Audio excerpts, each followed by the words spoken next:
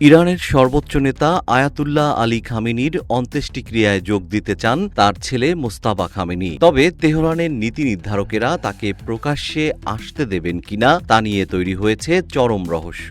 New York টাইমসের বরাতে জানা গেছে, তীব্র নিরাপত্তা ঝুঁকির কারণে আগামী ৯ জুলাইয়ের দাফন অনুষ্ঠানে মোস্তফার উপস্থিতি নিয়ে এখনও চূড়ান্ত সিদ্ধান্ত হয়নি। মূলত ইসরায়েলি হামলার আশঙ্কা এবং মোস্তফার অবস্থান ফাঁস হতে পারে এই বিবেচনায় তার অনুরোধ মঞ্জুর করা হয়নি। সাসপেন্স আরও বাড়িয়েছে সাম্প্রতিক এক ঘটনা। যুদ্ধের প্রথম দিনে মার্কিন ইসরায়েলি হামলায় মোস্তফার স্ত্রী ও সন্তান নিহত হলেও ১ জুলাই তাদের স্মরণ সভায় তিনি অনুপস্থিত ছিলেন। এই রহস্যময় অন্তর্ধান এখন বড় প্রশ্ন তুলেছে, মোস্তফা খামেনি কি আড়ালে থেকে সত্যিই ইরানের নেতৃত্ব সামলাচ্ছেন, নাকি পরিস্থিতি আরও জটিল?